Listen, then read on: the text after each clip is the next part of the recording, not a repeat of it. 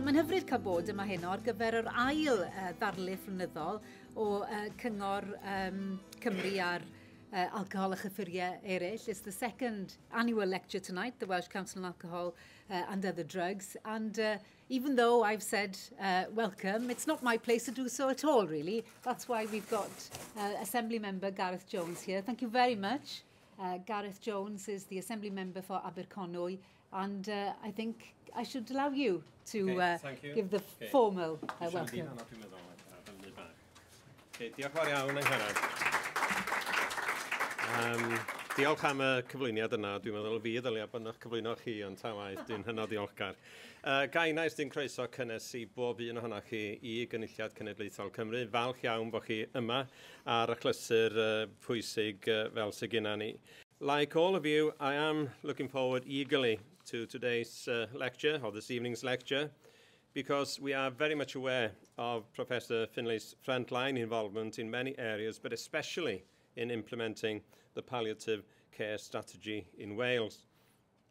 I have a personal interest and a political interest in this area since I am a former trustee of St David's Hospice in Llandudno, and I'm very much aware of the many challenges and the dedication of staff and, may I emphasise, volunteers in maintaining what is essentially a community needs-driven service.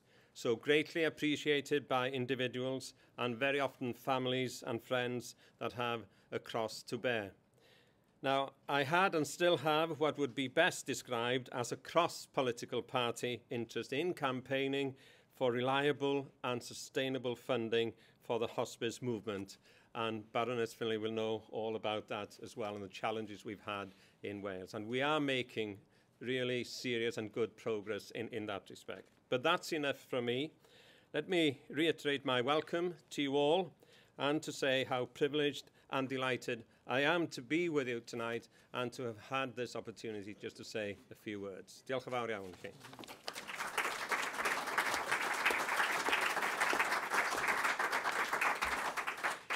Diolch yn fawr, thank you very much. A diolch yn fawr am y croeso yma hefyd. Well, it gives me great delight now to introduce Professor the Baroness Finlay of Llandaff. Elora Finlay is a Professor of Palliative Medicine, as we heard, and has worked with the Marie Curie Cancer Care since 1987. She was Vice Dean in the School of Medicine, Cardiff University, between August 2000 and 2005. She is the immediate past President of the Royal Society of Medicine, member of the Expert Advisory Committee on Cancers to the Chief Medical Officers of England and Wales, producing the Kalman-Hein Report in '95, and she currently chairs the Implementation Board for the Palliative Care Strategy in Wales. And of course, we're delighted that she's here tonight because she's also patron of the Council's groundbreaking project, The Living Room, Cardiff, for Ystafell Fyw Caerdydd, and has also written the foreword to Winford's newly published book, No Room to Live, which is also on sale here tonight. The proceeds will go to that charity. And Baroness Finlay tonight is going to be talking on how we choose to live and die lives on. And of course, it's so apt that we're having this lecture tonight after the Sunday papers, of course, were full of that story of the GP from North Wales who had assisted some people through their pain. You know, some people had been given medicine, drugs, that they died a few hours maybe before they would have. A few of them maybe a couple of days, but we know, of course, of at least one who would have not died, and that's the whole point, I think. And I look forward greatly to hear what you have to say on the matter tonight. Croeso cynnes ato ni. Diolch yn fawr iawn. Thank you.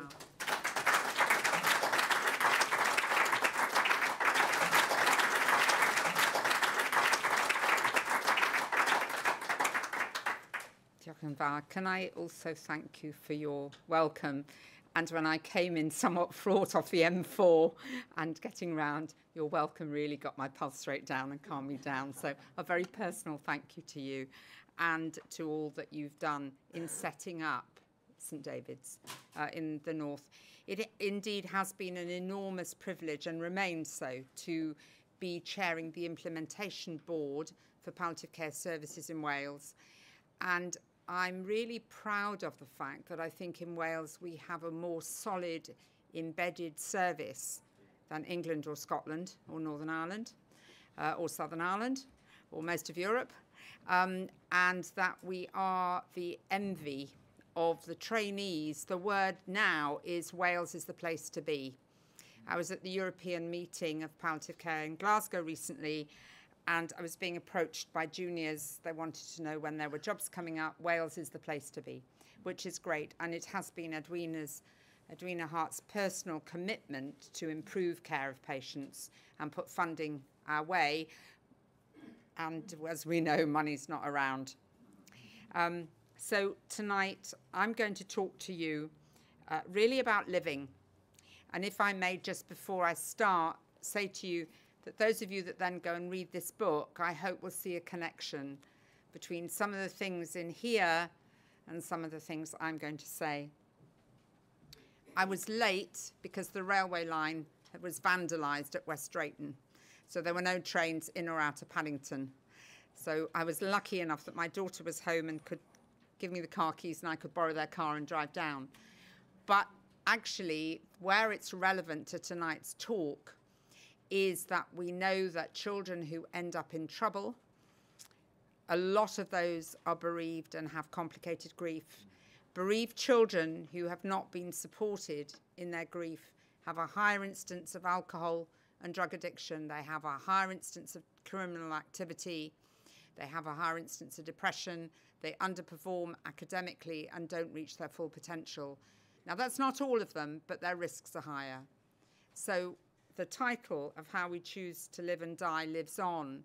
And it just made me think as I was driving down on the motorway, I wonder what the history is of the kids that went and vandalised the line, because usually they are troubled. You know, when they start doing that, they're troubled kids. I'm not making excuses for them. I was mighty angry. But actually, when we think about our lives and being ill, we really often just feel as if we're hanging on, don't we? As if we're going to drop off on what is there underneath. And actually, sometimes do we drop off or do we stay clinging on? And what do we do? And we live in a world of control. Today I was angry because the train wasn't there. Well, you know, at the end of the day, so what? I've got here alive and in one piece. But we do expect things to be there, and we do increasingly want control. But actually, the really big things that we need in our lives are things that we can't control. We don't control when we're going to get sick. We don't control when somebody who we love dies. We don't control when they get sick. We don't say, oh, I'm ready to have my breast cancer this year. I've put it off for 2 years. Do we? Whenever a disease comes, it strikes out the blue. It knocks people out when they are never expecting it. I've never come across somebody who said, I was ready to be ill. Never, in all of my years as a clinician. But the difficulty is acknowledging that uncertainty that we live with all the time, recognizing that is part of the human condition, and actually accepting that in our lives. Death is all around us. Memento mori, reminders of death. They've been there through the ages. People talk about death all the time. I don't know why people say it's a taboo, because people talk about it all the time. You open the newspapers all the time. Sadly, it's on the news all the time. Driving down, I heard of another young soldier killed in Afghanistan, and a member of the House of Lords who's just died today as well. That was also on the news. We hear lots about death. It isn't something that we don't talk about, but when it comes to us personally, we try to not talk about it because it's almost like we're going to make it happen if we talk about it.